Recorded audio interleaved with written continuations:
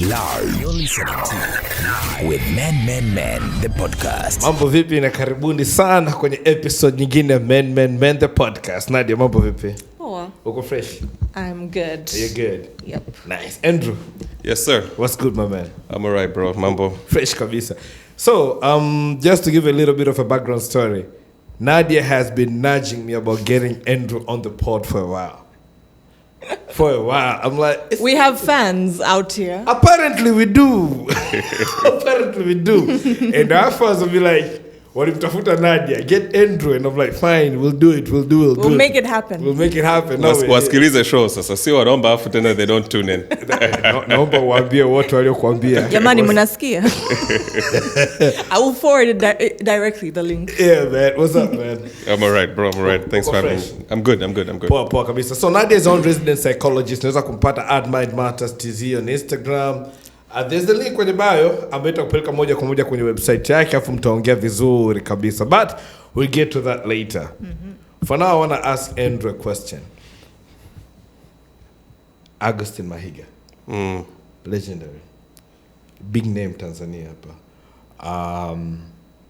He was a man's man. I mean, outside looking in, right? I didn't grow up with the guy. I grew up reading about the guy na you know, he's a big name. So kila mtu. So kama unafuatilia politics kidogo tu au kama unafuatilia tu context ya mazingira ya Tanzania, you'd know the name, right? But from outside, he was the man's man. He was that guy.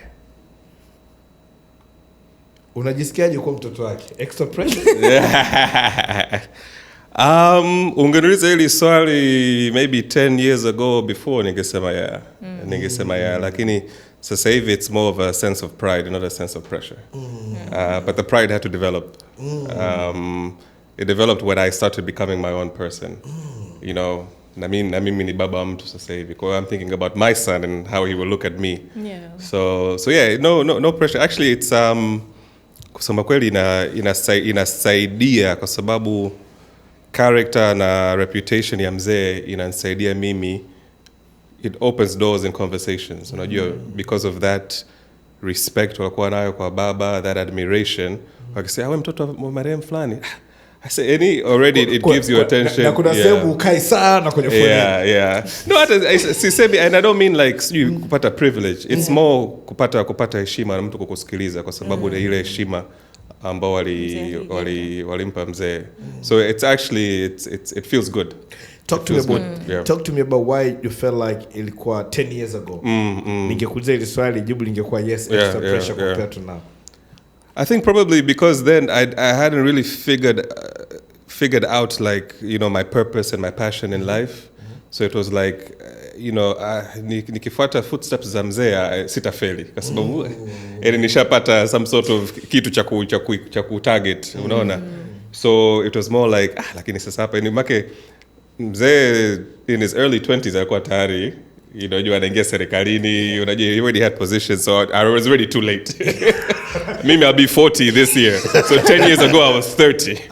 Unaona. So I think it was that ile pressure, you know, to kufuata zile nyaya za mzee. And of course I was doing work in sort of policy stuff. See politics but policy, you know, people like baby, mbona hujachukua form, mbona hujaingiza kwenye siasa, yani mbona kama things are lining up for you. So it's like but that's not me though, unaona. So that pressure of being somebody and doing something not to disappoint. Not to disappoint mzee was there. But now, you know, I mean, of course he has passed, but even if he was alive, I don't think that it would be more to make him proud, to show him what I'm doing rather than to do what he was doing. So I think nilikuwa bado sijitambua fully. You know, sitaki kusema nilikuwa sijitambua kabisa, but I did not know what my purpose and passion is. Unaona, so so my dad was a public servant. My dad was a public servant, and I kind of understand certain expectations out, especially kama mzee alikuwa public servant. Now, especially kiwa a public figure. And akiwa public servant and a public figure, there's always that bit of expectation na kuja kwa vijana wake. Did you ever felt at some point kwamba like people, I know you talked about it a little bit, but do you feel like at some point people expected you simply because mzee alifanya hivi and you are his son, so definitely you should do what he did? Absolutely. Na bado watu wanafikiri hivyo. Like it still happens today. Yani, you know, people are like, sasa, so when are you going to get into politics so we can support you? Ni kwamba tuambie lini utaanza ili tuanze mchakato. Ili tuanze mchakato, unaona? So it still happens. I think and I found a great response to this. I'm like, one, serving your country doesn't only happen through politics. True. You know, I tell them, what makes you think kwamba mimi nisipoingia kwenye siasa au serikali sitaweza kutumikia nchi yangu na kuleta mabadiliko? I'm like, your thinking is wrong. Unaona? And then also, some things you don't pursue, some things come to you. Unaona? Sio kila mtu ambaye ameingia kwenye, you know, kwenye uongozi wa serikali alitaka hicho kitu au alikigombania. Things came to them, you know, their work spoke for themselves and things opened up for them. So kuna njia nyingi za kutumikia nchi yako, sio lazima niingie kwenye serikali. And that was part of me sort of understanding my purpose as well. 10 years ago I'd probably be like, itabidi, but like sasa hapa nitaendelezaje legacy ya mzee if I don't do this, unaona? So but I don't feel that pressure. Already it's funny you said it, kwa sababu nakumbuka mimi wakati, so mimi nimesoma mass communication, right? So wakati so my sister amesoma IT, my brother amesoma statistics, mimi nimesoma mass communication, mdogo wetu wa mwisho amesoma sheria, right? But mzee wangu for some strange reasons, I don't know why, wakati mimi naenda chuo nikamwambia bwana mzee, mimi naenda kwanza kabisa I wanted to study law in Ukraine. It never made sense. Ukraine? Yeah. I don't even know what I was thinking, bro. But hapo nikataka kwenda kusoma IT Finland. And I guess I was just moving around. Napenda identify nchi. Very specific. I was very specific, right? And then nikachagua kwenda kusoma mass communication center Sauti pale Mwanza. So my dad was like, look man, sikiliza, wewe unataka kusoma Sauti, do your mass com. Ukimaliza hapo, if you want to go outside the country, wherever. Well, so I think he knew kwamba ukishamaliza degree yako utaanza kugundua yani akili form 6 na degree inakuwa tofauti kidogo, right? So wakati naenda kusoma mass com, he was really really worried kwamba what's going to happen to you, kwa sababu I think in his mind is like, yes, unasoma mass communication, then utakuwa journalist, and then journalist kwa context ya Tanzania tunajua journalism doesn't pay as much, it's a risk job na nini. So he was really really worried. It made matters worse kwa sababu I could have opted kufanya public relations, mass communication, you have public relations, you have TV and radio production, and you have print journalism, right? Which is pretty much the papers and everything. And then maybe I opted for TV and radio production.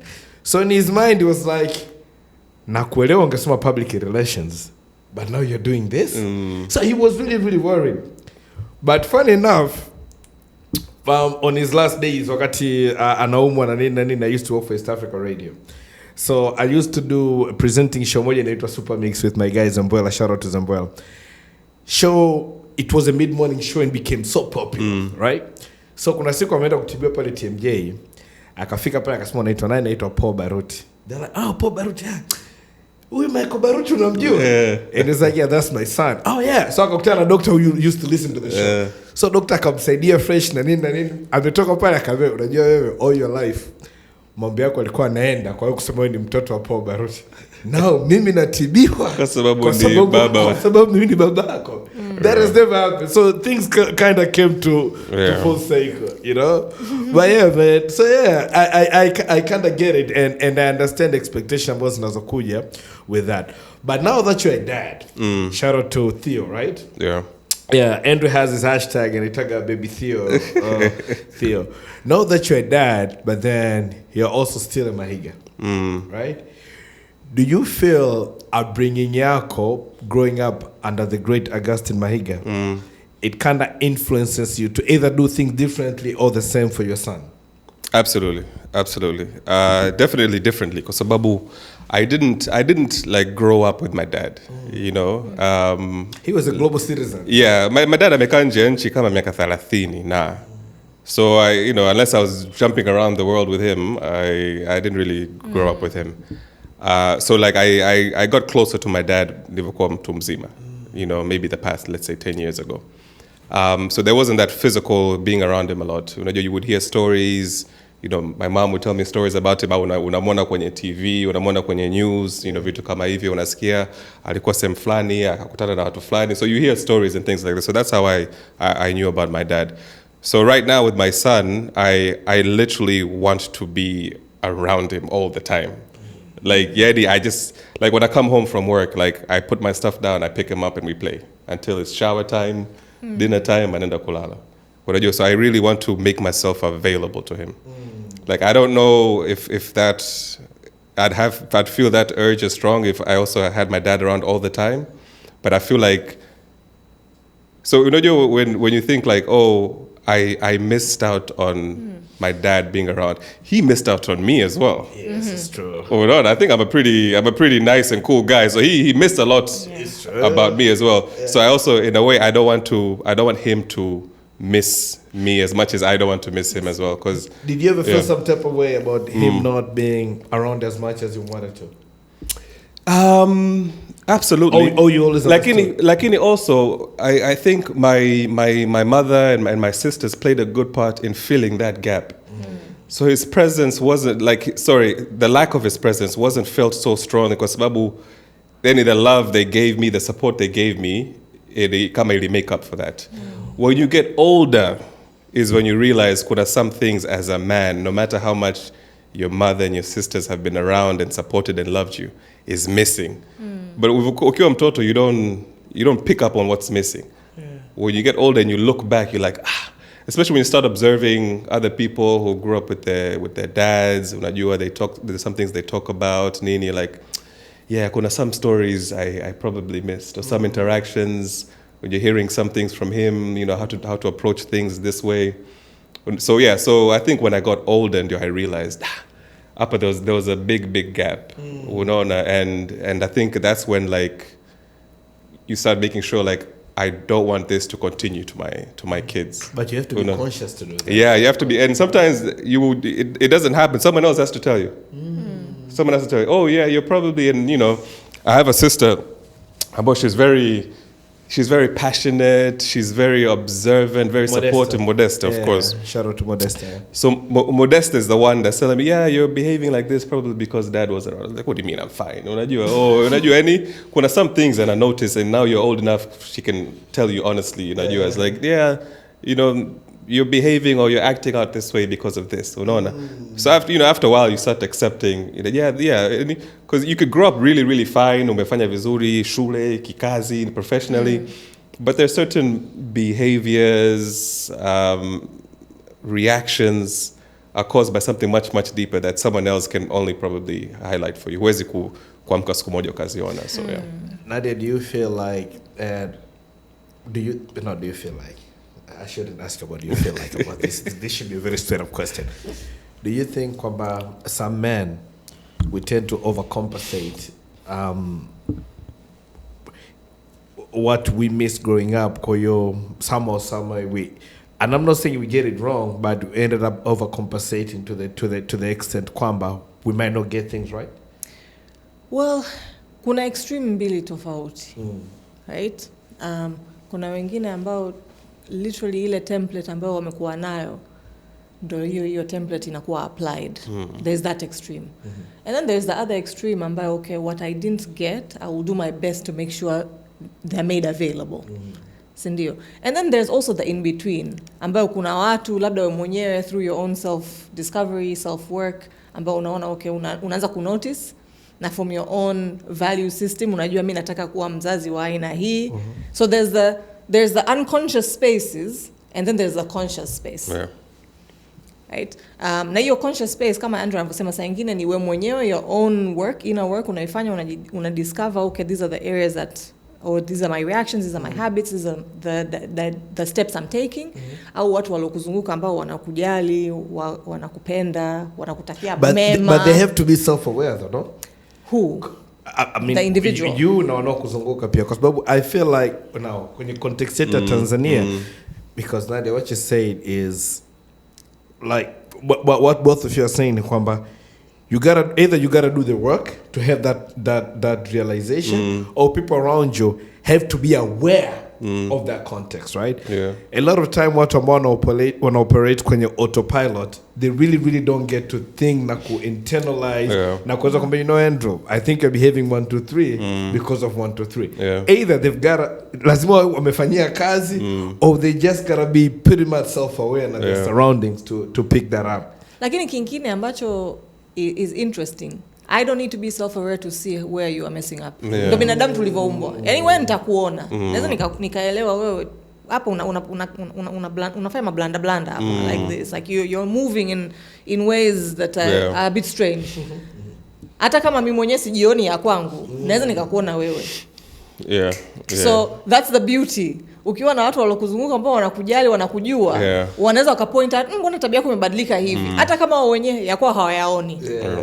And that's why we need one another. Kwa sababu unaweza kuona ya kwangu ambayo mimi siioni. So huo ndo uzuri, right? And the advantage ya kuwa na watu wamekuzunguka ambao wanakujali. And I think that's to Nadia's point, that's how you can do some self-reflection when you're noticing things. Kama tulikuwa nasema, as men, we probably go through the same things. So tukikutana, we're like, but we are not the problem because we all have the same problem. The problem must be someone else. It cannot be us. So when you identify someone's problem and you see how they're dealing with it and you advise them, it helps you also go back and look in the mirror and say, you know what, I'm probably going through something similar. Maybe I should give myself the same advice. So you come and kusaidia wewe by helping someone else or helping them identify, you know, these challenges. So this brings me back to my next question now. You grew up being your dad's son, right? And now you're forging your own path, right? How has that been for you? Like saying, yes, that's my dad. Najua yupo, legacy yake yupo. Najua jina lake liko wapi kwenye ramani ya Tanzania and everything else, but I am my dad's son, but I'm not my dad. Right? How has that been for you in forging your own path and your career and everything else? Yeah, no, it's like I said, when I was younger, I wanted to be. I thought my dad was like, yani the ultimate professional, yani, you know, like global leader. So I really wanted to. Hata nilivyosoma my bachelor's, nilisoma vitu ambavyo yeye alisoma. You know, I was like, yeah, I want to be like my dad. So then, you know, when I started getting older, one, I realized I cannot be like him anyway, no matter how hard I tried. That guy was exceptional. And I don't need to fill his shoes. You know, so then when I started realizing that, you know, I can make my own shoes and make my own story and create my own legacy, I think I started sort of like not feeling as much pressure, because also as wanting to be like my dad, I also felt like I needed to prove myself to people as well. Like, you know, are you here just because of your Mahiga son, or are you here because you're capable and you can do it? So a lot of which the answer is I am capable and I can do it, but I stopped trying to convince people this. When I stopped trying to convince people this is when I was really at peace with who I am and what I'm doing, and I could focus on myself and my career. Because I was working, one, I was trying to do everything, and I was trying to do everything so well to prove to people, unajua, that I'm here on my own merit. When I was doing that, I was sort of I was derailing myself, because now I was doing things for the recognition and acknowledgement. Na kupigiwa makofi. Not to do it because this is the purpose I was put here to do, and this is my path, you know, my life and career path. When I stopped thinking like that of proving myself to people is when now I was really, things started opening up for me, and I really started accelerating in life. Like, for a long time, I was proving myself, and that's the thing. Dadangu Modesta was telling me, is like, why do you need to prove this to people? Like, you know who you are, you know what you're capable of. Just go and do these things. Like, don't seek acknowledgements, don't seek recognition, you know, don't seek awards. So it took a while, but it was difficult coming out of his shadow. And I feel like I came out of his shadow twice. One, when I was young, I just wanted to be like him. The second time I had to come out of his shadow is having to prove to people that I'm worthy. The mambo imposter syndrome, you had to prove to people that I am worthy of where I am and what I've done. Unajua, I think also people usually don't see the hard work you put in behind. They just unakuwa umepost sehemu, you're doing something like jamaa. We love the glamour, but yeah. they don't they don't see the studying, working, taking care of of a young child, supporting family. Unajua, you're working night shifts. Unajua, so people just see the glamour and things like that. So the second time I had to come out of his shadow was when I had to prove to people that I'm worthy. But now I hold his shadow very proudly, like next to it rather than under it. So wakati I was driving here to do this recording, I kind of thought of something, right? Kwa mfano mkiwa primary school, sisi tulisoma Tanzania, and then you have either mtoto wa mwalimu amekuja shule, right? Either mtoto wa mwalimu kwa nani. Now either you always ganging up on bullying him kuonyesha kwamba ni mtoto wa mwalimu. Kwa hiyo you can't tell us shit. Ngaje mama yako baba yako ni mwalimu. So now that kid, and then we all tend to think kwamba you're privileged, right? We don't get to understand kwamba probably you gotta work even 10 times harder. Exactly. But ni mtoto wa mwalimu, right? So my wife mama yake alikuwa ni mwalimu, right? Alikuwa ananiambia bringing yao wakirudi nyumbani, mama anasemaje, hamwezi mkafeli wakati nyinyi ni watoto wangu. So now you gotta study 10 times harder, absolutely, than everybody else. Lakini wakienda shule they do well. Assumption as watoto wa mwalimu. Exactly. Like they don't get it kwamba ni the mere fact kwamba wewe ni mtoto wa fulani, mzazi anakuambia no, don't embarrass me. Yeah. You really gotta work hard. Yeah. Absolutely, you're right. That's exactly how it is. You have to prove yourself twice as much. You have to prove yourself twice as much. Wow, man. Yeah. Paul, I feel for you that, but I'm glad you came out. So, at what point did you go like, was there a tipping point for you, kwamba, you know what, I don't have to do this. Let me just be my own man. Was there a tipping point about you like, it's enough? Or it just happened unconsciously to kwamba, you know what, I've tried this enough. Now let me let it go. Let me go be my own man. Yeah, I don't think there was one tipping point. I think it just happened sort of or organically. But I think probably when I became a family man, got married, have kids. I have an 11-year-old daughter, so Theo is my second child. Yeah. So having kids, becoming a family man, people depending on you. I think hata ile and your purpose inabadilika kidogo because you're not chasing a legacy now, you're creating one. I think that's probably like now. Like I'm creating a legacy, like mtoto wa Andrew. Sasa nafikiria watoto wa Andrew Mahiga, and what type of character do I want them to have? What type of sort of discipline do I want them to have? So I think that is what made me stop trying to be in the shadows, creating my own shadow. So the concept of manners make the man. Yeah. Right. That's the whole concept right there. Manners makes, but say what makes the man, then people go like manners make the man. So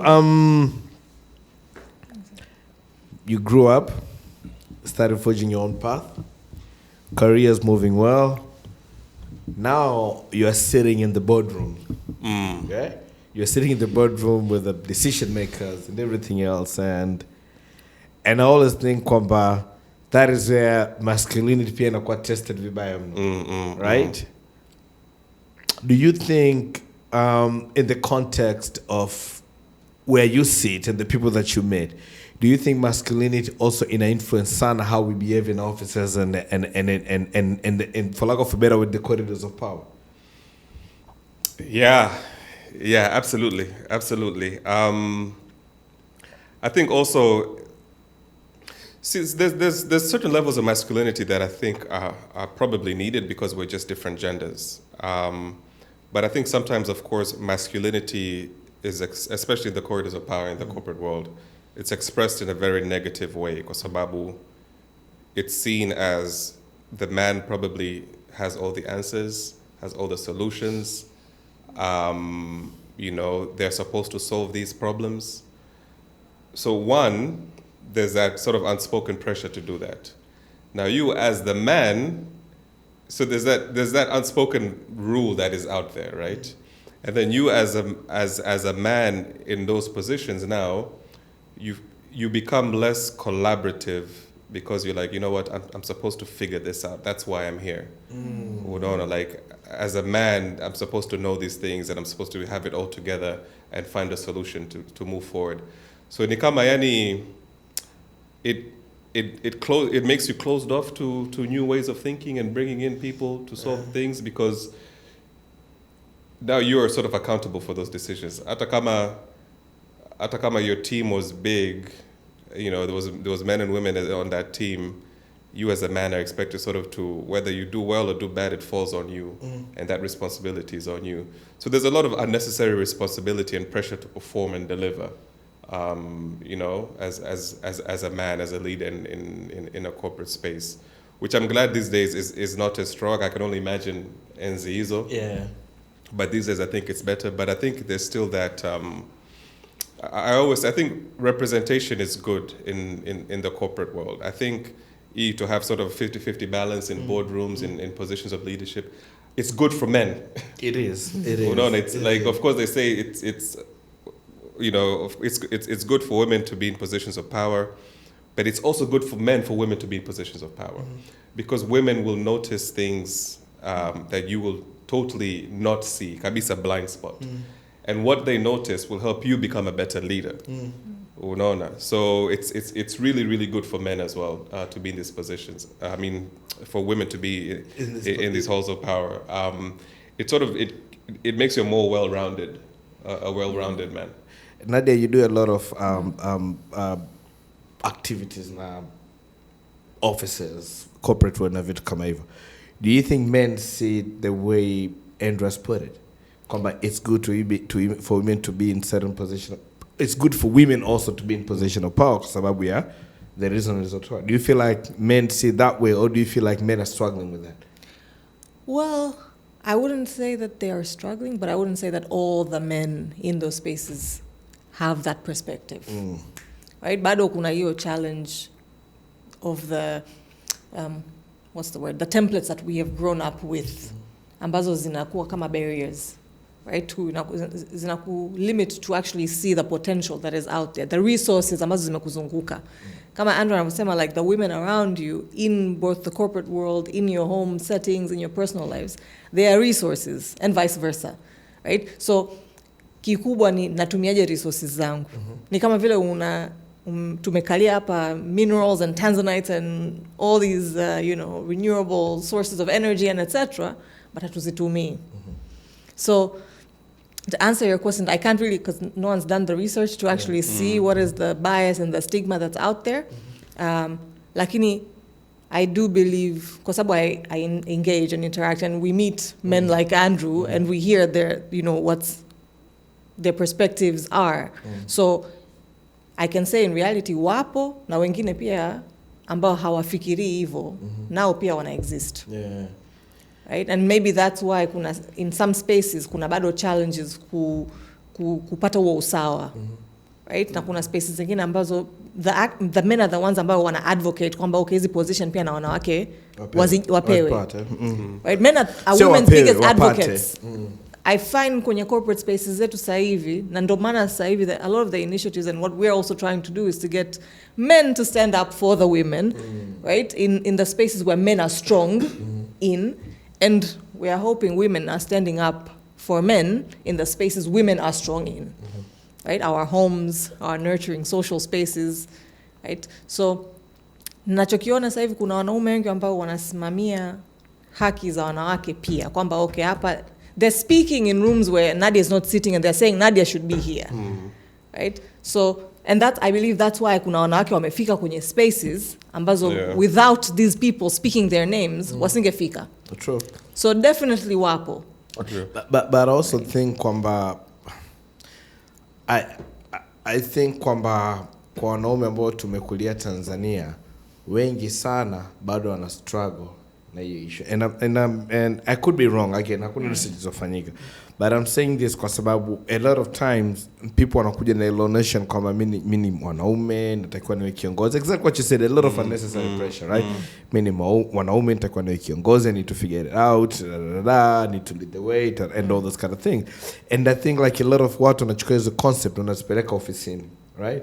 You could be a man in your house, and you lead your house how you want to lead it, which is completely okay. ingaje tulioa sangia tunajua tunaongozwa hata nyumbani vile vile ila fresh tu, right? But concept ni kwamba tunafikiria kwamba lazima hii thinking niipeleke ofisini, and it doesn't always work like that, kwa sababu unaweza kuingia ofisini ukakutana na brilliant women ambao they have the experience, they have the knowledge, they have the answers to all these things, na challenge inakuja kubwa kwa mwanaume ku accept kwamba huyu mwanamke aniongoze mimi. Ndio, na saa nyingine it's not conscious. Ni it's very unconscious processes. It's automatic inatokea. Like I can give you an example. I was moderating a panel just when juzi. Na one of the panelists, she's a pediatric surgeon. Alikuwa anaongelea experience yake. Kwanza surgery, if you know surgery, if you count the number of women, female surgeons in the country compared to men, it's imbalanced. There's a lot more male surgeons. Asa ukibacktrack when she started her career, ndo kabisa walikuwa kama 5 hivi wanawake in that field in the country. So alikutana na alikuwa na muadmire very top surgeon hapo Muhimbili, ambaye anasema alimvunja moyo kabisa. Akaona okay, let me nitafute another avenue. She wanted to become a surgeon, a pediatrician, lakini akaona huku siwezi. I think it was pediatrician. She wanted to become a pediatrician. Huyo mwanaume akasema wewe uweze hapo unakuja na heels zako, and she was a woman, feminine woman. Alikuwa anaenda hospitali, ward rounds, kavaa heels, kapendeza. Akasema utafika wapi? So again, your role is not here. Akamdiscourage, lakini akaingia in surgery. It was a man, a surgeon, ndo akamwambia you make a very good surgeon, na kutazama unavojibeba, your professionalism and etc. So huyo mwanaume kule alimvunja, akakutana na mwanaume mwingine huko akamnyanyua, akamwambia najua ulikuwa unataka kuwa pediatrician lakini unaweza pia ukawa surgeon. And now akaendelea na path yake, but amekuwa pediatric surgeon. So even back then kuna wanaume ambao wanaenda na hiyo bias ambayo sadly has been pounded into them in the early years. So in a period ambayo huna choice, huwezi ukachagua knowledge gani mnipe, mfumo gani mnipe, right? Lakini inaendelea kuwa sasa ndo template yake ya maisha. It's a few ambayo they become aware kwamba okay, mfumo haunifai, au there's more. Right? There's more to this. So Michael, there's 2 points about this sort of masculinity in the sort of leadership corporate space. One, that is sort of our concept of leadership. It does not necessarily, and I think people have a sort of distorted view of leadership. To be a leader in the corporate space doesn't have to be you are leading that organization. True. You are the boss or the CEO. You lead in the space that you're in. That is leadership. Unajua, whether uko kitengo cha IT, kitengo cha HR, leadership is in the jurisdiction that you have been given. Whether kikazi, kifamilia, in society, that is where leadership needs to be expressed. Leadership and being a boss are 2 different things, because there are bosses who are not leaders. And maybe sometimes, and I think sometimes, especially as men, kwa sababu umepewa hii nafasi ya kuongoza, una behave kama boss. Na who behave kama kiongozi kabisa. Speak on it, my guy. So I think women get it more than men. But men confuse a leader with a boss a lot, and it's very dangerous. Second thing I wanted to say is that as men, interestingly enough, some sort of masculinity challenges we face in the corporate world, or we encounter rather, is one, young men are not respected as leaders until they reach a certain age, especially our culture. Maybe the positions I've had are usually, I'm 10 years younger than that position on average. It was hard to get people's respect. Hapo I'm trying to prove myself tayari, mtoto wa fulani. And then you're this young. And it's like 2 things you need to prove. So it's a big challenge, is young men getting leadership positions. Kwa sababu uzoefu bado kijana. Hebu rudi shule usome kidogo. Yeah.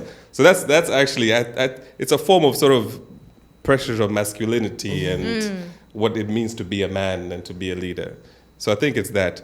And interestingly enough as well is when you're not married as a man, Ooh. in the corporate world, hata kama una miaka 50 hujaoa, wewe ni kijana. Tunakupima wanaume wako. Wewe ni kijana. It's true. Wewe ni kijana, bado una uzoefu wa maisha. But what does that have to do with hii kazi? No, but I think I'm married, yes, but I'm just saying I know that because I was that guy. Yeah. I was that young guy not married yet. Yeah. Very capable to lead, to perform my duties, but that respect wasn't there yet. Nadhani hapa ndio tunaposema Yeah. unatingisha meza ya wakwe. But what you said is very true. And I think I'm guilty of it too at some point about na watania tu ofisini ambao hawajaoa wewe kijana. Of course, yeah. That's the problem. We perpetuate it through jokes Yeah. na vitu kama hivyo, yeah. And kuna siku moja nilikuwa naongea na mshikaji mmoja, nilikuwa naongea hiyo concept. We were having a very serious conversation. Isha kuona ni jamaa akanipa breakdown kama unajua Michael, zamani wazee walikuwa wanakuambia uoe kwa sababu that sense of accountability and responsibility that comes with being married, Which is true, yeah. So anaposema essence ya watu kukwambia uoe ni kwamba then you gotta be accountable for something, and marriage does that, especially for men, right? Kwamba you have people to take care of na vitu kama hivyo. Now concept ya watu ni kwamba if your family is in check, chances are you can look after a team and you can look after a team na vitu kama Yeah, so yeah. that is what the thinking was back then. And siwezi kulaumu kwa sababu nadhani exposure na knowledge out na vitu kama hivyo na nini, but nowadays we're in a world ambao mtu anakuambia no, maisha yangu binafsi hayahusiani na kazi. Like inawezekana nikawa mlevi kweli huko nyumbani lakini I get shit done. So what does that have to do with anything? So unachongea is very true. Na we have a very this thing ulichongea kwamba moja hatuheshimu vijana kwa sababu tunaamini hawajui au hawana uwezo hawana uzoefu na vitu. But then where do you get the experience if kama watu wapi nafasi? Where are you getting the experience? That's the challenge. You know, I have a friend who's my age. Amefanya kazi, he's moved places kwenye benki moja and right now ni director na nini. And nikaa akiongea na mimi kwa ofisini kwangu, mimi ndio kijana zaidi katika hii role, right? So kuna muda nikiongea na watu wazima, of course wananitania, sema good thing I'm witty. Kwa I always got to come back na vitu vingine. Lakini deep down nikaba then I'm like, is it because I'm young? So now he has to work twice as hard. Exactly. Just to prove a point, command, I'm here because I can actually pull off this job. So and I don't know if I blame it on the lack of mentorship or I blame it on places and decision makers kuona kwamba hatuwezi kuwalea watu wakaja kufanya hizo kazi. But I feel like sometimes it's like that kwa sababu watu ambao kwenye position ya kukuza watu, they don't do their job well enough. So as a result, they don't think anybody else can do the job but themselves. You know, mentorship umegusa it's a big thing for me. I think there's a huge lack of mentorship. And I think that's even how kama young men are going astray in society, in their homes, the professional world. There's no mentorship. There's someone that can sort of advise you and listen to you, and we're lacking that in a big way. Yeah, we're lacking that in a big way. Of course, it's up to you to realize that you need a mentor. Mtu hawezi kusema, can I mentor you? It doesn't work like that. You need to go to somebody like, can you mentor me? So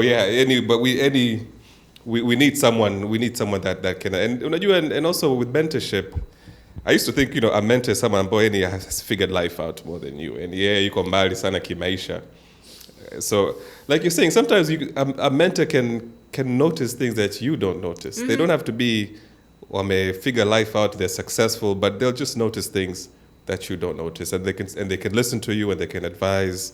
I think it really helps build character, it builds discipline, it helps you deal with different challenges. So I think having a mentor is one of the best things. Especially young women naturally mentor one another anyway. Yeah. But it's very difficult for a young person, a young man, to ask for a mentor. Who mentored you? So I think in different stages of my life, I had different types of mentors. I think when I was Zamani kidogo had my own media company, and we were doing stuff on radio and things like that. So I would just, I would seek, and it wasn't like formal mentorship, but I would, and again, thanks to my sister, she would tell me, like, you need to speak to this person. But like, speak to them about what? Like, I don't have any problems. Like, you don't go to a mentor when you actually, you go to a mentor to avoid having problems. You don't go to a mentor when you have a problem. Keyword, you go to a mentor to avoid having problems. Yeah. So certain individuals, and certain mentors have different purposes. Kuna wengine, ni mentor labda, kutoka kanisani, or, someone you grew up with who knows the family, unajua, just a sound, solid sort of leadership figure. Kuna wengine professional mentors ambao wamepitia the same path as you're doing. They've tried to do what you're doing, or they've done it before. So it's different types of mentors depending on sort of what your need is. I don't think there's one mentor that can mentor you about everything, but just have different types of people that you can speak to for different things in life. You're kiongozi wa dini, kiongozi wa dini, mtu like a spiritual person that can guide you in certain things when your spirit doesn't sit right, you need advice on what path to take. Professionally, mtu ambao you look up to, ambao ashapitia hivi vitu sasa hivi, wamefika stage flani, they can mentor you about sort of professional things. A fellow married man can mentor you about someone who's been, in marriage for 10, 15, 20 years. They can mentor you about how they dealt with certain things. It's important just for someone to speak to and to listen to you. It sounds like kazi. It sounds like, but trust me, in the long run, it helps young men become better people. Bro, kitu ambacho kina make sense sana. So maybe I have a couple of people ambao nikikaa na kiongea nao, I just listen. Yeah. Like, they are so experienced. Yani, na knowledge yao kwenye baadhi ya vitu, it's so rich. Yeah. Kiasi kwamba I don't have anything. Unajua uko katika phase ambayo kuna sehemu ukienda neno lako ndio la mwisho, kwamba Andrew anasemaje? Kama Andrew kasema hivi, that's it. Yeah. Lakini naye Andrew kuna sehemu akienda, he doesn't say a word. He doesn't say a word.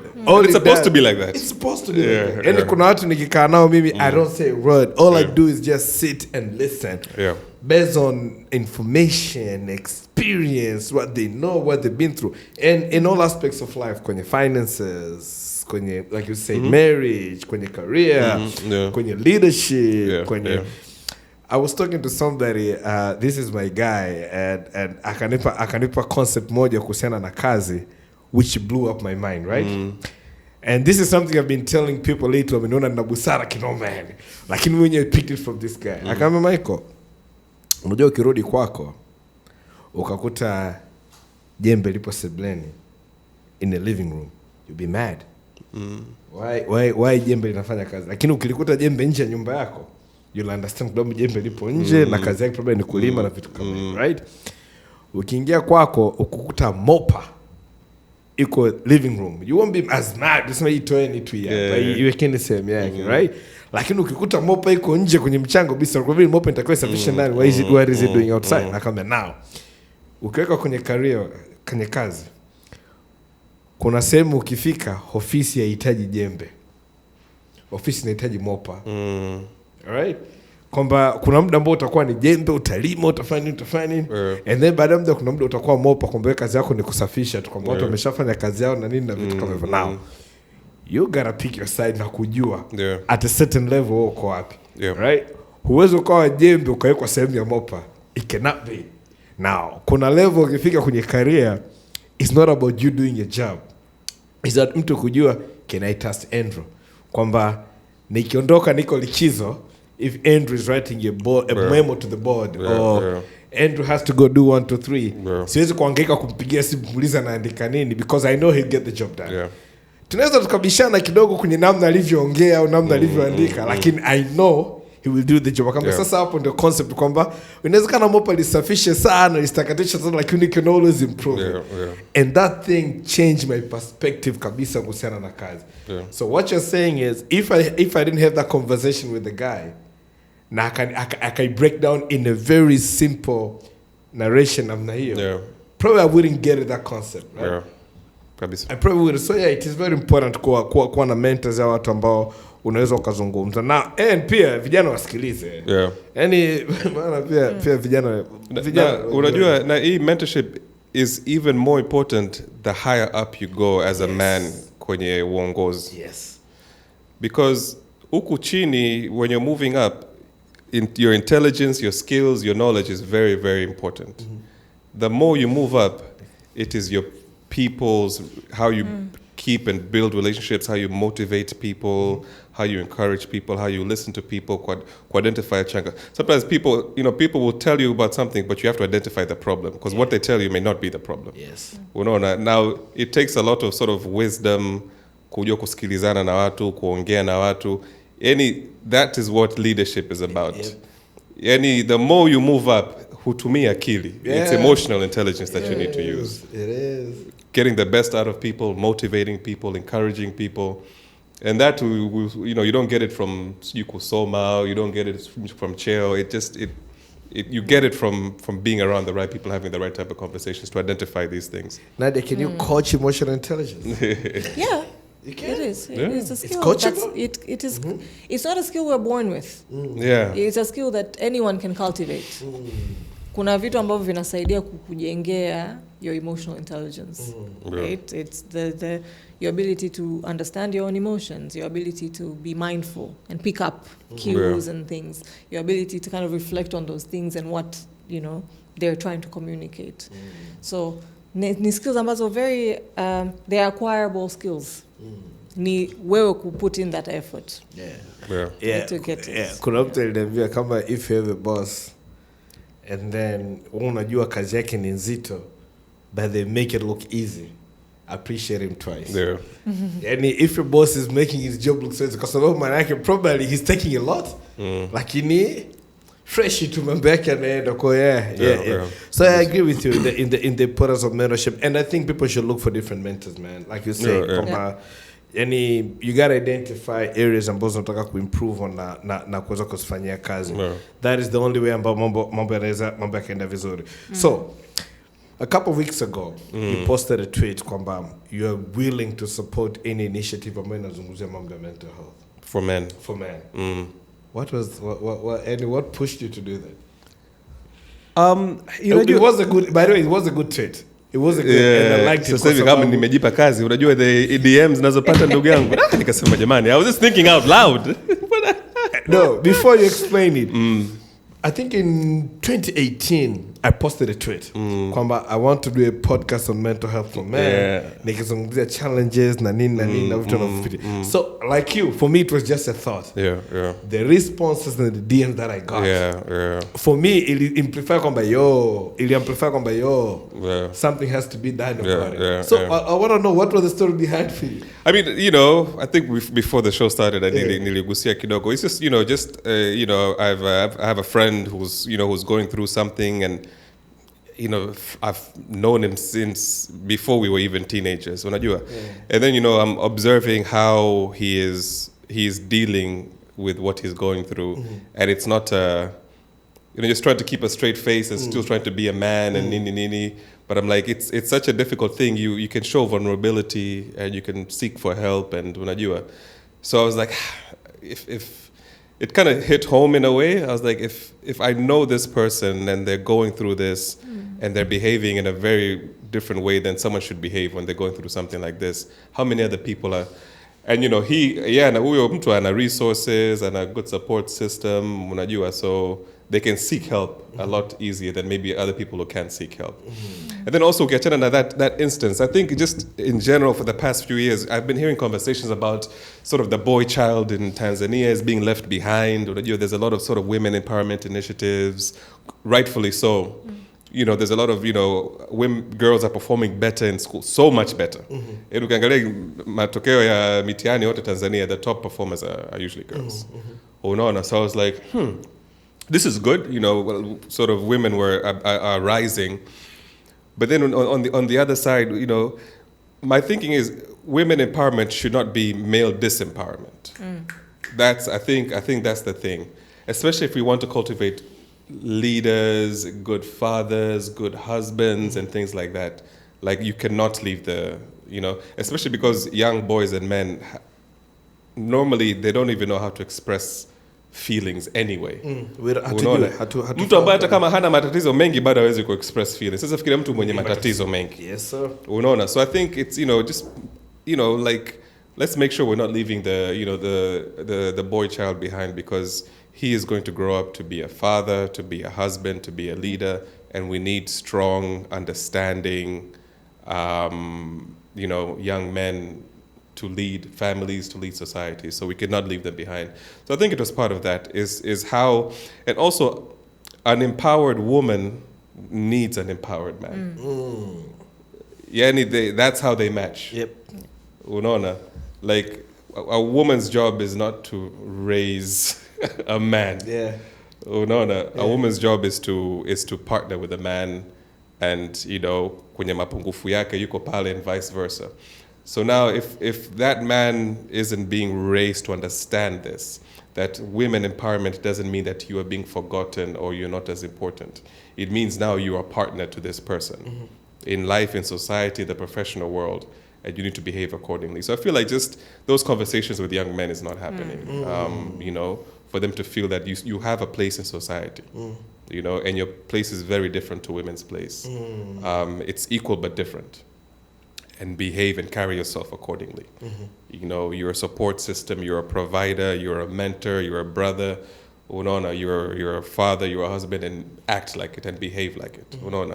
And kama kuna mapungufu, kuna things you're struggling with, it's okay to talk about them. Yeah. It doesn't make you any less of a man. Yeah. It has nothing to do with masculinity. Yep. So I think those conversations are not had with young, and I feel like it's something that I can easily be like what I'm doing today. Yes, 100%. I can be part of these conversations. Yeah. So I think it came from that. Yeah. Nothing to do with, and I think women's empowerment needs to continue, because strong women make strong men. Like if I wasn't raised by strong, empowered women, I would not be 100%. where I am today. So 100%. Yeah. But talk to me about the responses that you got though. Yeah. And for me, I always say kwamba that speaks volume. Yeah. Kuhusiana na concept zima ya umuhimu wa kuwa na conversation kuhusiana na well-being ya wanaume. Yeah. No, it was crazy. I wasn't even, I felt like deleting that tweet, because I was like, oh my God, sasa watu nimejipa kazi. I think nimekuja na expectations, right? Nimekuja na expectations. So, of course, nimepata DMs, watu wanauliza, I'm trying to start this organization, I'm looking for support. I was like, I'm not an expert in this space. I don't know many people. But I can point you in the right direction. Yeah. So I think it's more like pointing people in the right direction, because I have an audience. Yeah. People listen to me, people look up to me. Yeah. It's only right for me to be able to channel that influence to the right places. Yeah. That's the least I could do. So sijui nina hela za kuchangia, sijui NGO, mtu kufungua NGO, au sijui mtu sijui anataka kwenda therapy and things like that. I'll be lying. But at least I can, one, I'm a voice that I listen, and you're seen, and I understand what you're going through. Yeah. And two, I can try to connect you to the right people. That's the least I could do. So. And sometimes I think we underestimate the power of relatability, right? I was jana juzi Mei Mosi, kulikuwa kuna function moja, it was happening, nikawa nimekuwa invited kuja kuzungumzia concept ya it's called be a brother's keeper or something. Men need men, right? So wakati nazungumza, so I met this guy, he's 22. Yuko college in his final year. So he was talking about, and I'm not worried about anything. And I'm worried that I'm not worried about anything. Because my final year, I should be thinking about getting a job, nini. Akambe another thing, I'm so good at what I do, kiasi kwamba everybody else around me and I applaud, but maybe I do these things easily. So now I'm worried. Kwamba, and also I believe I'm a football player, so I think I can also make it as a footballer and it's come even. Sounds like Andrew Mahiga. You know what I mean? I related to him. I was like, you know what, at that age, I was like you. And me wakati naenda college, I think I've told you Nigel, but mzee wangu ananiambia Michael, leave. Go leave. Don't fail. But leave, make network, connection, meet people, and build relationships, and that's where I found my wife. But go live, you know what I mean? So maybe I went into college not even worried about what will happen after college. So I told the guy, I'm like, look, man, at your age, what you're going through is pretty normal. But for him, he felt like something probably is wrong, because why am I not worried about my future? And this other guy come and be, look, man, at 22, you should enjoy and accept kwamba in your 20s you make a lot of mistakes. In your 30s unaweza kuanza kujitafuta career. By the time you're 40, that's when you can be settled now. Na kuona proper direction ya career yako inaenda vipi. Na nikamwambia probably that's why they say life starts at 40. Sababu tunaamini kwamba this is when mambo yatakuwa yamepita. Lakini for him us kuweza kuwa relatable na kumwambia look man, at your age I understand you, it spoke volume.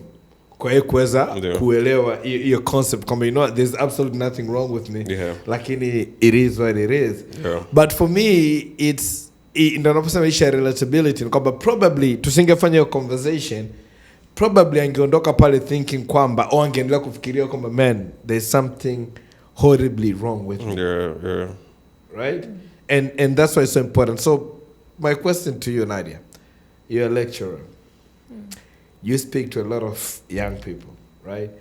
Do you think for young men, especially in college as well, and I'm relating this to conversation kwa nayo hapo kuhusiana na leadership, kuhusiana na mental health, kuhusiana na mentors, kuhusiana na, you know, planning for the future na vitu kama hivyo, planning for the future na vitu kama hivyo. Do you think kids in college now, look, when I went to college, it's quite a pressure of social media, man. It wasn't there. The only thing you had was Facebook. It wasn't a big deal because you have Instagram, you have Twitter, you have TikTok, and, you know, and I gotta acknowledge presence have been influence in you now. Do you feel like young men in college right now want to feel an extra pressure now? They think success is easily attainable, depending on how they define success. Na wanaona kama kuwa, and they don't believe kwamba it's a process. So now there's an extra pressure for them. I can only speculate. Sure. So nikiangalia wanafunzi wangu tu mimi nawafundisha. So I teach medical and nursing students.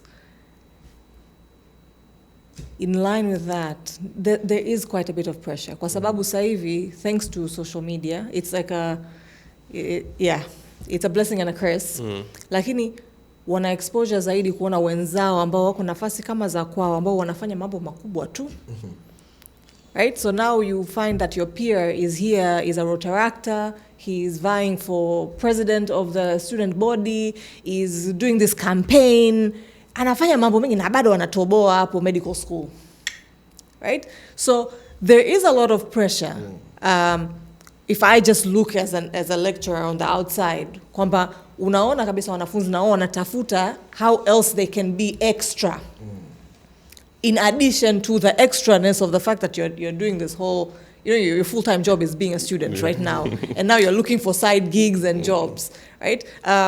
So there is a bit of pressure, I think, watoto wa kiume ambao wanapata kwa sababu wakiangalia kama ulivyosema, your dad ameanza kazi in his 20s, right? Now by the time you're in your 20s ndo unaanza sasa kuanza kutafuta kujijenga.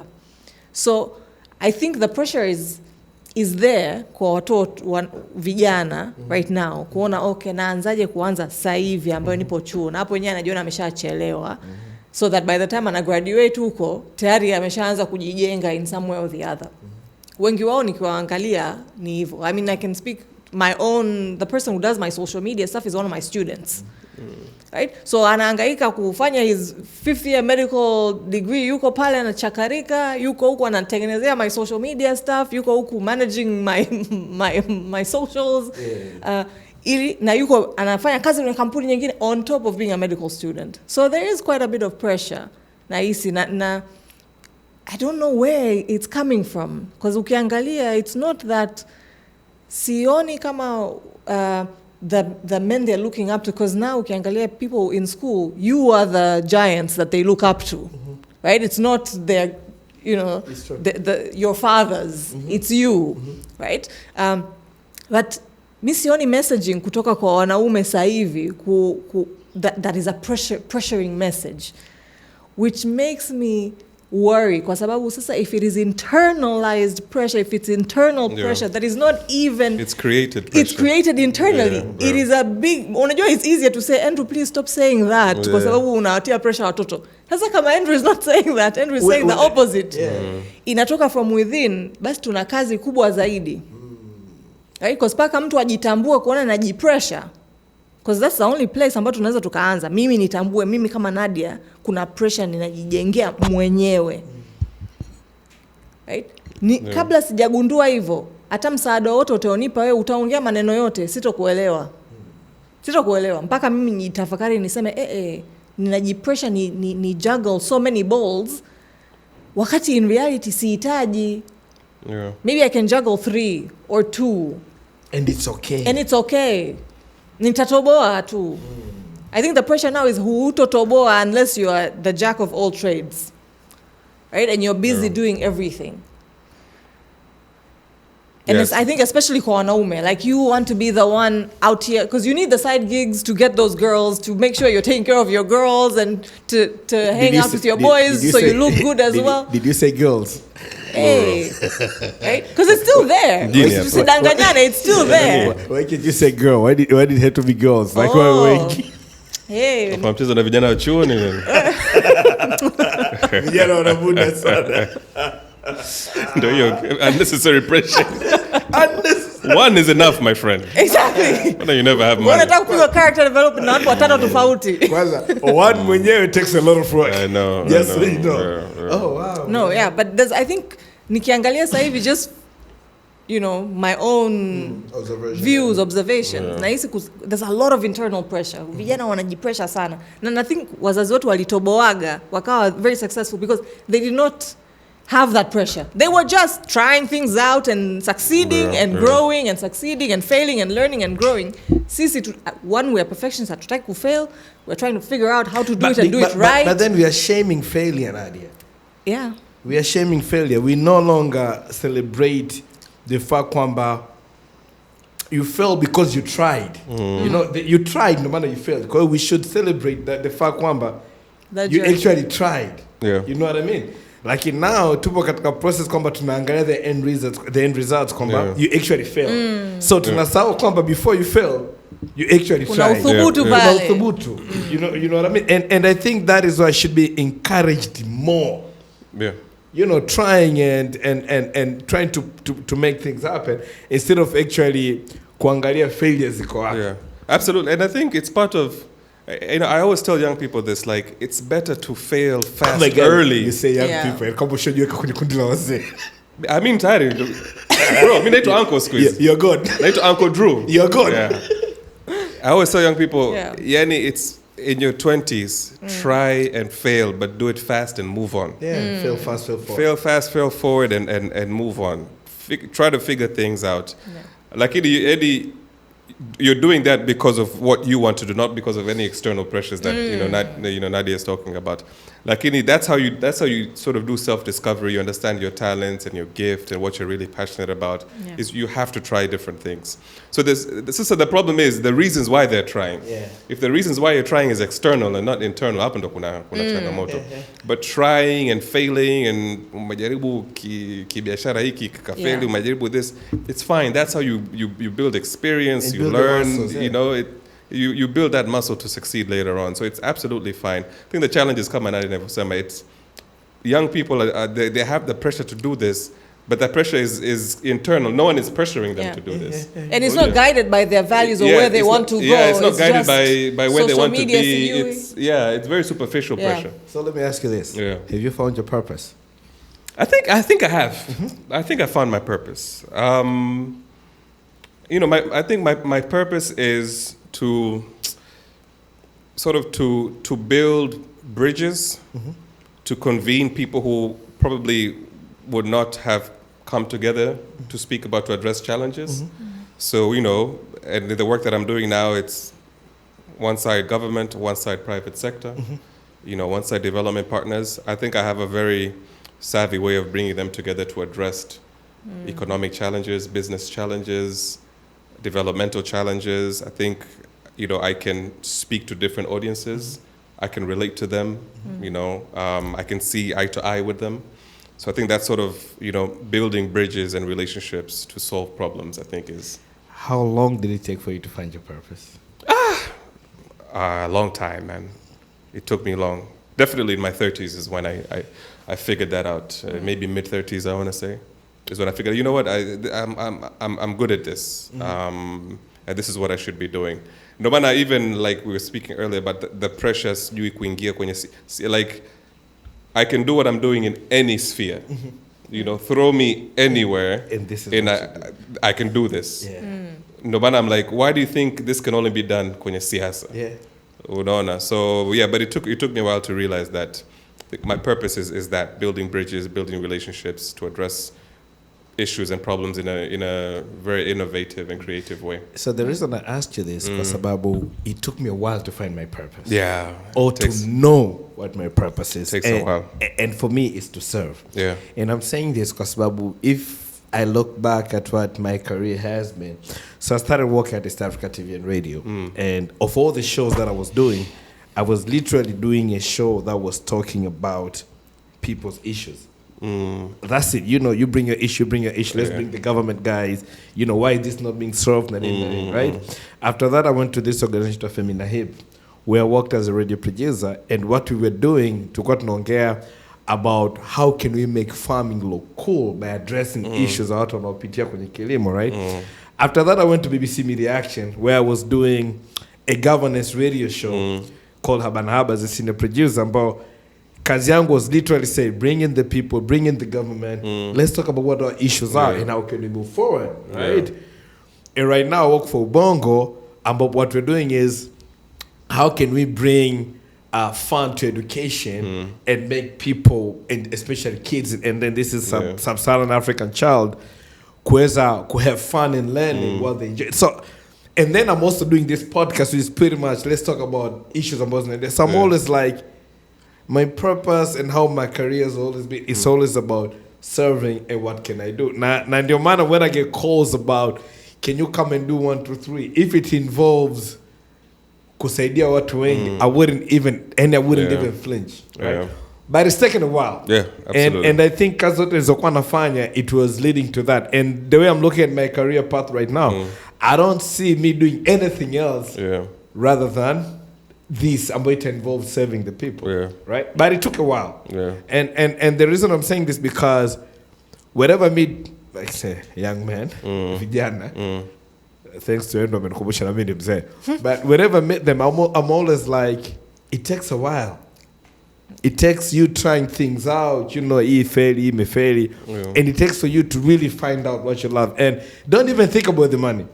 Don't even think about, you know, I'm going to get paid for 1, 2, 3. It's serving your purpose. Keep doing it. And then, ikitokea zimekuja well and good, but that should not be your drive. Yeah, absolutely. And I also used to struggle with, you know, I'm not an expert in one thing. It used to annoy me, like, I'm not an expert in something. You're like how someone is a doctor, a lawyer, an engineer. I'm not an expert. Then I realized, but Andrew, you're an expert at bringing experts together. You see? You're an expert at bringing experts together to address, to unlock a challenge. And since I told myself that, I'm happy. I'm an expert convener. I'm an expert convener. That's it. Daddy, how long did it take for you to find your purpose? Have you found your purpose? Well, I'm finding it. But I am a people. I think for me, kinachonisaidia ninaangalia ninafanya nini and how easy does it feel. Like it's hard, but how easy does it feel? So for me, my purpose is something that will be easy. I'm sure God will not give me my purpose iwe kitu ambacho ninapata tabu kufanya. So I think for me, this working with people, you know, sharing people's stories or giving space to people's stories to be heard. Right? That's what I do in therapy is I hear you and I see your life and I witness it. Right? And I witness your suffering because everyone out there, what I witness your joy and your successes. In therapy, most of the times we don't talk about how I got the post and I got the, you know, the things that I'm aiming to get. It's how I've struggled here and there. But we also need our challenges to be witnessed. Nadhani na hicho ni kitu ambacho ni kimuhimu tunabidi tukifikirie and why I'm saying the people around you are important, right? Andrew mwanzo umesema dada yako ana notice, okay, mbona unafanya hivi? This is not you. That is you struggling. Because when you're not being you, you're struggling. Right? How amazing does it feel to have someone who actually cares enough to say, I am noticing your struggle. Not just how you're shining, no. But I'm noticing how you're struggling. Yeah. Right? It's big, it's important, and inakusaidia kukua. Kwa sababu mtu akinotice, okay, this is how I'm struggling, then unapata pia, it's like an aha moment for yourself, like, oh, okay, actually this is not me. Yeah. Inakusaidia kufika to your actual true self. So that is my purpose, noticing people's struggle and giving space to it. Yeah. So, which brings me back to my question to Andrew here is, you talked mwanzo kwamba people see the pictures that you post when you travel. People see, the picture in conferences. They don't get to see how many hours you've actually worked on preparing to get to the conference. Yeah. Right? Oh, yeah. We only see Andrew talking to the minister. Or the jobs I applied and didn't get. Exactly. The phone calls and the emails. I will never respond. We regret. Yeah. We regret it. People don't get to see that. Yeah. People only see, you Andrew saying, nimeenda Dodoma, enjoy the train, I encourage this, you're on the panel, you're traveling, you see da-da-da-da-da. Yeah. Do you think there's beauty or there are moments ambazo in the position that you're in right now to also start talking about the struggles, just to normalize, guys, it's a process. Yeah. And it's okay.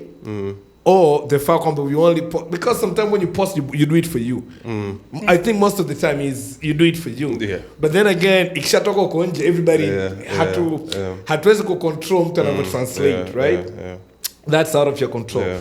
But then, do you feel kwamba it's high time for the sake of kusaidia the future generation, we should also start talking about the jobs we didn't get, the hours we put in for the work that we do, like. People just see the podcast. Probably they don't know kwamba there's a team that's been here till 8 in the morning trying to make this up. Yeah. They'll feel, oh, we want to do the podcast. Da-da-da-da. Oh, you guys want 100 episodes. You've done 100 episodes. We want to do it. Yeah. Like, should we also start talking about failures more to normalize? Kwamba, guys, it's okay. It's a process. I didn't get here on my 20s. I got here on my 40s. Yeah. Should we start? Absolutely, and I do that. I just don't post it on social media, but I mentor quite a few young people. I tell them that this will be a struggle. I went through the same thing. When people reach out, I tell them the truth about this is the steps it's going to take. If you've sent out 10 applications, send out another 20. What you wrote for this job, don't copy and paste for this job. So I try to mentor and guide people as much as possible, but the struggles, unajua, it how to prepare yourself for the struggles. There's one thing to tell someone that there will be struggles, and then there's, it's them knowing there will be struggles doesn't make life any, but how do you equip them to prepare and to be resilient, to go from failure to failure with the same smile and the same motivation? I think that's the thing. So yeah, I absolutely do it. Actually, I'm very blunt. I just don't, I don't post about it, and maybe I need to do more, maybe do more of these types of talks. Yeah. But I tell them that you're probably not going to get this right now. But keep going at it and fanya moja mbili tatu. So absolutely, I think and even in when someone tells me, they look up to someone, they really want to emulate this person's life or career, I was like, read about their struggles. Read about what they had to do. This same person ambayo you look up to, unajua, iwe sijui nani, some CEO, some president. Read about their struggles. Yeah. Read about what they had to go through, what they did, the time they dedicated to these things. So absolutely, I think talking about someone's failures is a more sure way of getting to success. Because you see where they fell. If someone just tells you about what they did to succeed and they don't talk about where they fell, you will fail because you will try to emulate just those successful steps. It's true. Unaona? Preach, my guy. When hapa there's a hole, ukiingia hapa utadumbukia. Instead of someone to, I just went around and I reached my destination. Like, why did you go around? Oh, because there's a hole I fell into before. So it's really, really important. And I think that maybe, it's part of even, social media. I guess I'm also the problem because people are just seeing the good stuff, right? Because I was like, maybe that's the problem because, vijana like, realization right now. Yeah, maybe I'm like, mbona mambo smooth sana kwa jamaa. How did he do it? Bro, tell us your secret. I'm like, there's no secret, my friend. There's a lot of failures. And for every job that I got, I think I was denied maybe 5. Yeah. 5 jobs I didn't get. Alafu kuna nyingine ulikuwa unaona kabisa I'm getting this. Yeah. No, and you Unaona. still don't So get it. yeah, for various reasons. But yeah, I think absolutely. I think the failures, we need to speak more. And we shouldn't even call them failures, maybe lessons and challenges and things like that, because there's nothing really as a failure. They need to be talked about. The only failure is lessons that were not learned. Yeah, that exactly. is the failure. I have my friend. Especially for vijana, they need to learn about the struggles more and understand them. That it's part of the journey. It's not like usikate tamaa, usianze kufanya detrimental things to your health and to people around you because you utoboe as fast as you think it.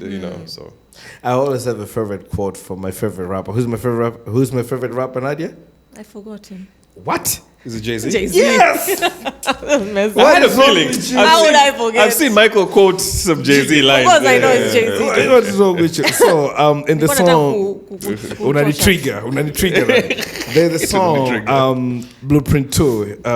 The song on the album Blueprint 2. The song Blueprint. He actually said, of course, he was dissing Nas, but he actually said, "I will not lose for even in defeat. There's a valuable lesson learned, so it evens out for me." Yeah. And I'm like, that has been my mantra. Yeah, That has been my mantra all along. I'm like, guys, man, look, man, whatever happens, and I firmly believe things happen for a reason. Kuna kazi ambayo to reapply, I'm like, I should be getting this. Yeah. Like, I feel like I've ticked all the boxes, and skupata, and when I was in the process, iliniuma. Like now, looking back, I'm like, probably not. Yeah. Absolutely. I think I am where I'm supposed to be. Absolutely. So probably ningepata ile nisingekuwa where I'm supposed to be. So it's okay. You need to understand the process. And nikiongea na my people always say kwamba when I used to be on radio, this is when Diamond was coming up, right? So I remember wakati niko hii radio, Diamond used to come out analeta nyimbo zake, anakaa nje anasubiri zipigwe watu wachukue CD. And look at him now. Yeah. But then people would always look at where he is now, forgetting kwamba this is the guy alikuwa anatembea kupeleka CD radio ili watu. So pretty much for every successful person that you see, there's a story of their struggles na vitu kama hivyo, and that is what we should tell more ili watu wajue kwamba rarely success is handed out. For whatever measurement your success is kwako, lakini you gotta work on it. Yeah, and I think this brings us back to our point about purpose. I think once you know your purpose, you figured out your purpose, every stumbling block you get along the way, it doesn't feel like a failure. It just feels like this is just ndonjie and inabidi nipite to reach my purpose. And I think once, and I'm not saying like you're saying, you found your purpose quite later in life. So I'm not saying for a young person you'll figure that out immediately, but that's what mentorship is for. Yeah. That was what surrounding yourself with the right people to guide you. Yeah. They will help you identify your purpose and what you're good at. So I think when you haven't figured out your purpose, everything you try and don't succeed in, you treat that as a failure, because it's like you're trying to grasp onto so many things. Kufanya kila kitu na nothing is working out for you because you haven't figured out that purpose or passion of yours. Because with purpose and passion, hata kama hulipwi, you're not making money off this. Yeah. It's still something you wake up and want to do, and that is finding your purpose is part of the success. That is gold. Because a lot of people, when I pita maishani, they haven't figured out their purpose. And they just go from failure to failure, frustrations, mambo ya mental health. They lash out on people. Kwa sababu they haven't self-actualized who they are and what they want to be. Once that is done, trust me, nothing will look like a failure. Oh my God. Nothing will look like a failure. My guy, you're preaching. This is it. And I think this is what every man needs to hear. Yani kila mwanaume. So one of my guys, Princely. Right? Princely, we love Princely. Yeah, we all do. Cool guy. Princely, amazing guy. Shout out to Princely. Shout out to Princely, man. Amazing guy kwa naye kwenye conversation. He's always dropping madini. Yeah. So kuna kitu kimoja Princely aliongea, alisema as a man you should always work on building competence. Right? You should, like, unajua usema kwamba this is what you do. Right? It says every man needs to have their thing ambacho ukidondoshwa Korea but they don't speak English, they don't speak Swahili. Ukapata mtu mmoja tukakuuliza what is it that you can do? Unasema guys, I'm an expert in bringing experts together. You know what I mean? Yeah. And this is something that you have to work on to build that competence. This is my thing. Yeah. And I feel like that comes with the purpose. Like, it cannot be, this is your job. No, you have to, and your purpose has to be one thing. Ambacho kupeleka popote duniani, you can always say, yeah. I'll always say, one of my thing is, I'm good at conversations. Like, put me anywhere and let's talk, whether it's football, whether it's comedy, whether it's movies, whether it's music, whether it's mental, anything you want to talk about, I have a nudge ya kuweza kuzungumzia, and I feel like that is my thing. So everybody should work on building competence. What is your thing? And that can come with finding your passion. Absolutely. And your purpose. Absolutely. So as a person who wears many hats, man, Mahiga's son. Right now, you're an expert in bringing experts together. You're thinking about championing for mental health. You're a mentor. Build up idea kujenga the future generation. You've worked on a lot of, like, how do you balance between hayo yote and staying sane na ku protect your mental health? How do you do that? That's a very good question. I think it's something I'm still trying to do. I don't think I've figured it out. But one is I am very particular with my time. Very, very particular with my time. I used to give myself my time, my presence to a lot of people, a lot of places unnecessarily, which used to really drain me physically and mentally. So now if I don't need to meet people or go see people, I don't do it.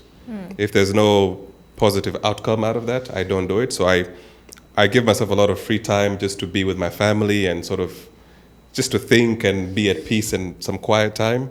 So I really respect my time, and I also respect people's time, so they respect my time.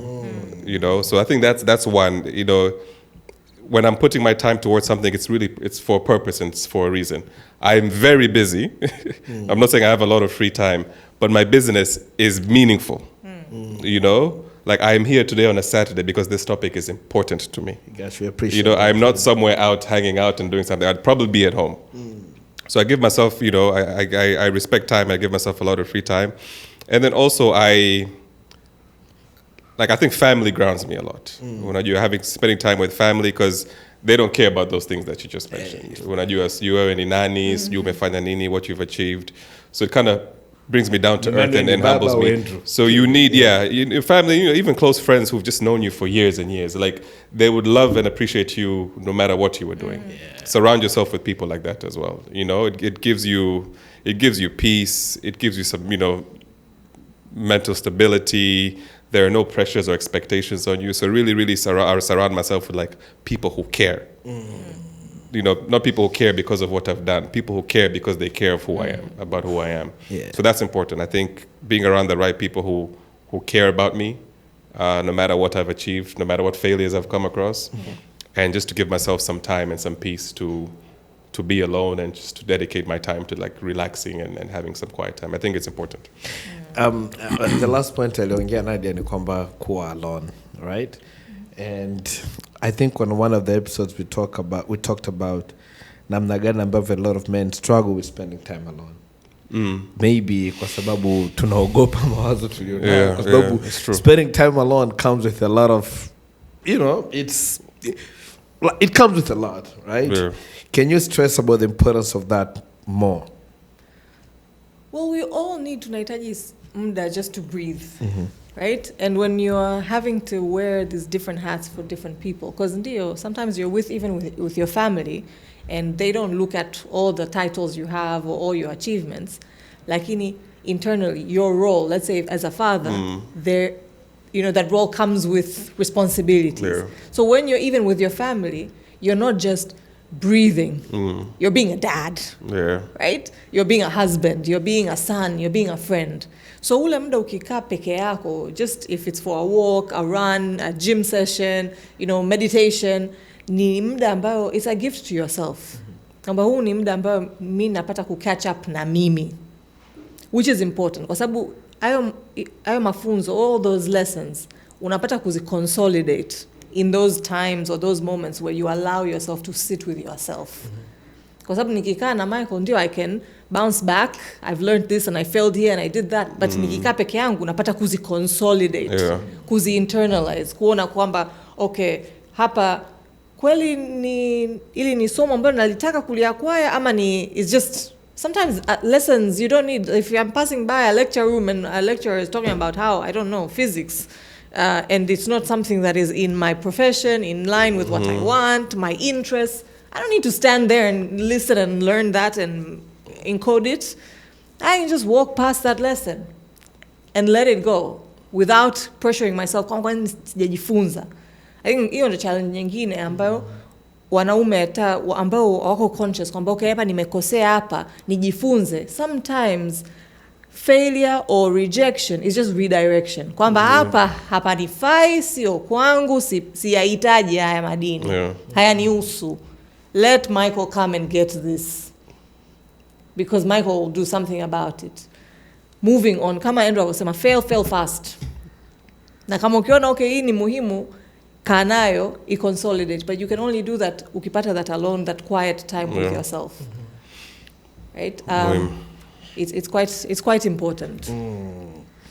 So, as we're winding up, unadhani future ya masculinity ya mtoto wa Kitanzania inatakiwa iweje? I mean, sisi kama kuzingua tushazingua. Wazazi wetu kama kuzingua washazingua. But there's a chance for the next boy child. I mean, nasema kama sisi tumezingua kwa sababu we are doing the work. We are having conversations here, tunaongea na watu. Najua a lot of people in my circle wanaenda kwenye therapy. So there are some people who are doing the work. Right? But then what can we do ili kupunguza mzigo anayekuja? Not that they won't do the work, but what can you do kufanya at least kazi yao ya kujitafuta iwe slightly easier? Yeah, no, that's it's a loaded question, because people start saying, what's masculinity? Can you define it? But I think it always has to start in the home. It always has to start with how we speak to our sons, what values we instill in them, or, what we, tell them about what it means to be a leader, a provider, to take care of your family, take care of the community, to be responsible for your country and your people. I think it needs to start there. I think once those values are instilled mapema, wakienda shuleni, wakiingia in a professional life, wakienda kwenye nafasi za uongozi, I think it's important to show them that, or to tell them rather, our children that, like you said, failure, all of these challenges do not dent your masculinity. They don't make you any less of a man. I think we've grown up to, kama hauna hela wewe sio mwanaume, unaona sijui kama hawezi sijui kuprovide wewe sio mwanaume, kama wewe sio kiongozi wewe sio mwanaume. So they're all attached to some sort of what you can offer. Even in the jokes, unajua jamaa hata sio mwanaume, jamaa anashinda sijui nini, unaona. So people internalize that. So I think it's for them, your masculinity is not undermined by any failures you may encounter in life. Unaona. And being vulnerable, it's funny because I was having this conversation. Someone said, men don't express themselves because vulnerability is used against them. When they show vulnerability, people, society uses it against them. So they protect themselves. Like, why would I be vulnerable when you come around and say, jamaa sio mwanaume, angalia, unajua. So I think it's to understand, vulnerability is not demasculating, demasculating you, showing emotions. See, the thing is, it is how you channel those emotions. Unajua, like I can be angry, but I channel my anger in a constructive way. Unaona, like I'm emotional. I'm just not acting out on these emotions. Unaona, just not showing anger or fear or nani completely. It's worse than just being angry. Because those emotions will find a way. Yeah, they'll find a way. Zitatoka unexpectedly. Any issue ishatokea zamani, that anger inatoka to someone who doesn't deserve it. They were not even around when you experienced that thing. So I think allowing emotions to come out and dealing with them as they happen, I think is important. I think a lot of challenges we're facing in society is because, maybe growing up, you have sort of, internal issues, that never came out, that were never addressed, whether it's relationship with parents, with siblings or whatever.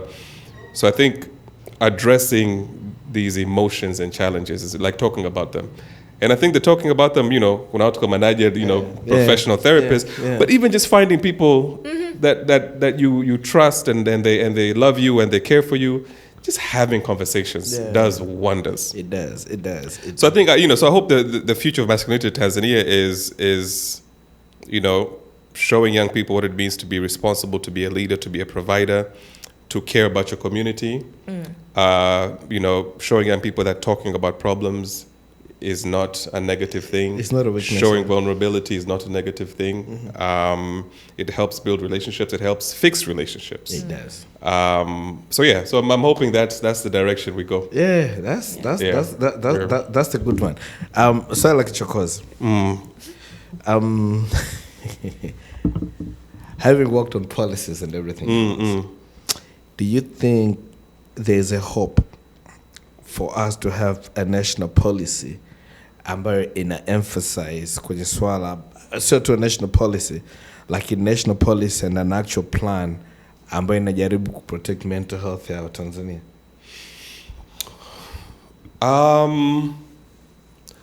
I don't think there will be a standalone policy. It will be difficult, but I think mental health will be kipengele kwenye all policies.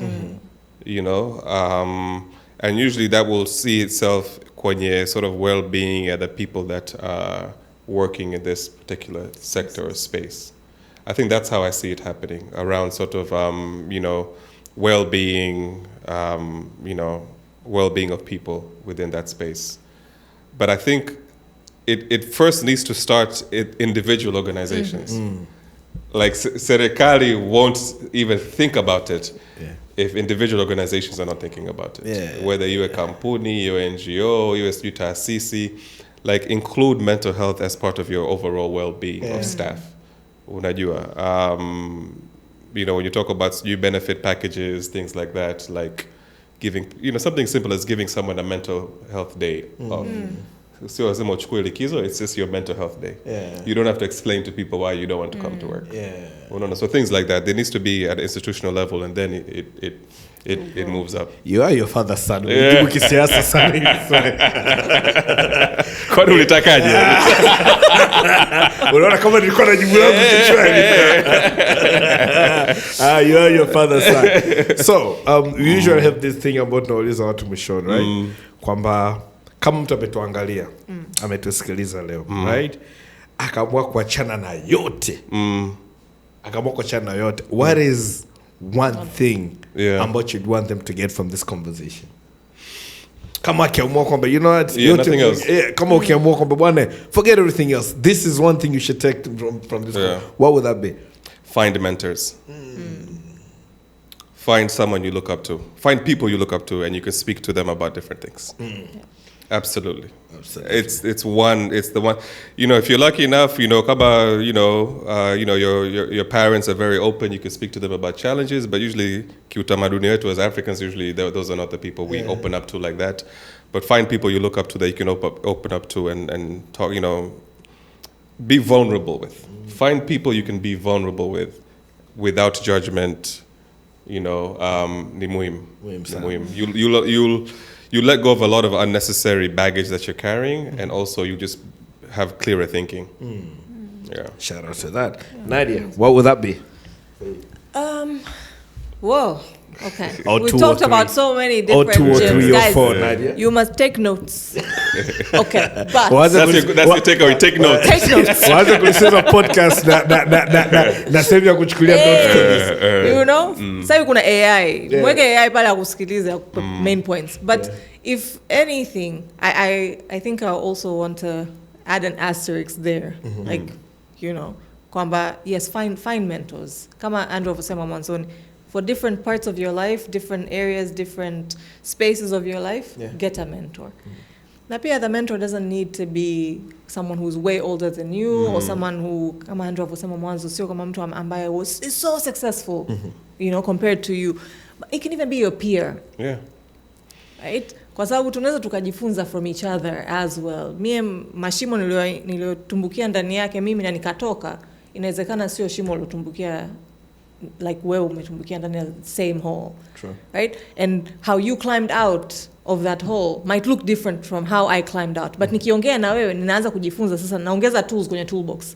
Mimi nilitumbukia nikatumia makucha yangu, I clawed my fingers into the soil and climbed out. You used your belt, ukaitupa, ukaning'inia sasa ukapanda. Yeah. Right? I add another tool on my toolbox. So find the mentors, kwa sababu najua watu wengi watasema lakini nitatoa wapi, mimi sijui watu, Andrew's not reachable, accessible. Yeah. But you can follow Andrew's social media. Right? Hapo unapata aache kupost sa picha yuko sijui wapi, aanze kutuambia mambo ambayo changamoto. Sijui nitaje hii. Jana tu mtu alicomment, acha nimpe publicity kidogo. Kuna mtu nilipost picha, kuna mtu alisema bro, mbona unapost tu picha, post video, unachambua sera, hebu post video tukusikie. Kama mimi unatupiga mchambuzi wa sera lazima awe na post video anachambua. Tuonyeshe unavyochambua. Mimi niko kwenye ofisi ya serikali naongea. Kwa hiyo nimuombe jamaa picha achukue video ili mimi kuprove kwa jamaa kwamba mimi mchambuzi wa sera. Ukamwambia challenge accept. Nikasema you must have met me very recently. You must just have found out about me then. Oh man. Nataka ni post video na chambua sera. Unachambua sera, akusikie. Mchambuzi wa sera na post video. Nilichoka man. But that's social video for you man. Nilichoka. Nikasema ngoja jamaa nataka mimi niende kurekodi video ofisi ya serikali. Acha kututumia picha tu, post video. But that's social video for you. Oh man. Entertainment. Anyway. No, but unapata kujifunza, right? Like let's say you're interested, you also maybe your passion is to be the person who brings people together. Yeah. Yes, Andrew might not share kwenye social media yake all the holes and the struggles, lakini anakuonesha template of where the direction of a person who is in this specific field, who is doing amazing work. Unapitia in what spaces should you aim to be in, or what rooms should you aim to at least enter, right? And then from there also jikumbushe kwamba yes, it's not things just like right now ukisikiliza hii podcast unajua kwamba ulikuwa sio mtelezi, it's not just a sliding slope, right? He did not just get to where he is. There is a lot of redirections, right? As we said, if I am applying for 10 jobs and I wanted to get that one and I get a rejection or I don't get the call, they redirected me to a different workspace, and that got me to where I am today. True.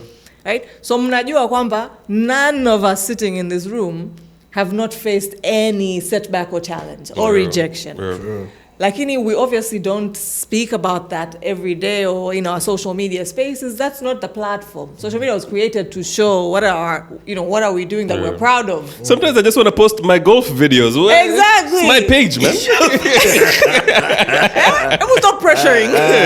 But mkika mkasikiliza like these conversations, mnajua kwamba okay, Andrew has all these successes, lakini amepata setbacks nyingi na amepata challenges nyingi mpaka kufika hapo.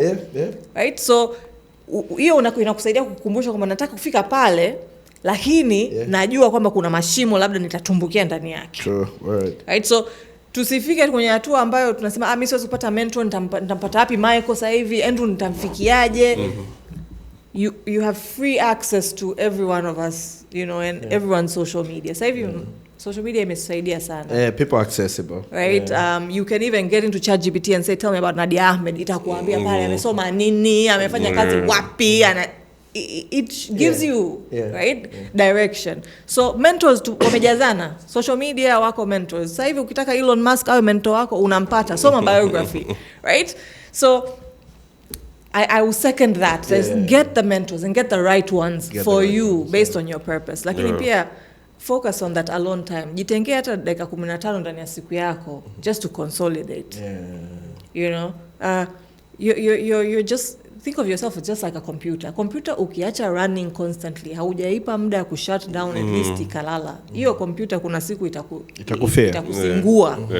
So find those moments where, and it doesn't have to be every day. It can be once a week where you get your alone time, an hour with yourself.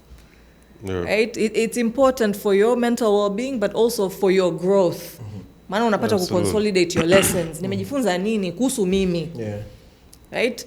In this period. All right, that's it. Me, I don't have anything else to add, man. I mean, Andrew and Nadia, they've said all there is to say about everything ambavyo tumezungumzia leo. So yeah, Nadia ni @mindmatterstz on Twitter, @mindmatterstz on Instagram, Twitter/X. My God, there's a link kwenye bio ambayo it will take you directly kwenye website yake. So you know, if you need a therapist, kama unahitaji mtu akuja kuzungumza, kufanya corporate events in your office na vitu kama hivyo, she's your go-to, she's your guy. I'm your guy, guys. She's your guy, guys. Kwa hiyo, yeah. Andrew, yeah, follow him on the social media. Andrew is all over, man. Instagram, mostly on Instagram and X. On Twitter, TikTok pia upo. Hapana.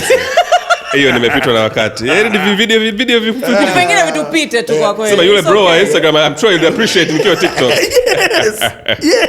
No, TikTok, I'm sorry, nimepitwa na wakati. Man. But yeah, social media would be a Judicious, yeah. So please follow him there. He especially he's very active on Twitter, but he posts a lot of things, man. He posts a lot of quotes na vitu kama hivyo. So you know, get him there and get at him there as well. Na kama utahitaji kuzungumza naye, send me a DM. You know, send me a DM, send me a shout out, and then maybe I'll find a way ya kuweza kukulink up naye kama atakuwa na muda. He's a very busy man, like amesema. Kama atakuwa na muda na nini, maybe I can link you up to. Lakini sio kwa ajili ya kuomba hela za mradi. We gotta say that. Au michango ya harusi. Hey, we are who we are. Since come on Tanzania. Acha tu. We are who we are. Yeah. You know, but kama unataka positive conversation, kujaribu namna gani we can build each other up, itakuwa poa sana kwa sababu as men we do need each other. Yeah. Now we are our brothers keepers, right? And it takes a village. It takes a village, but we need to hold each other accountable, and then we also need to hold each other's hands kwa ajili ya progress. So yeah, sisi ni @mentorpodcast on Twitter /Instagram /Facebook /TikTok. We are on TikTok apparently. /Thread na everywhere else. We are pretty much everywhere. Remember to subscribe, remember to like our page, remember to give us rating, you know, and share this free gospel to everybody in your say kwamba anaweza akasikiliza conversation iweze kumjenga zaidi. So that's it. Mimi naitwa Michael Baruti. Till next time. Peace. We are out. No, you haven't said peace today. Peace. You're listening to with men, the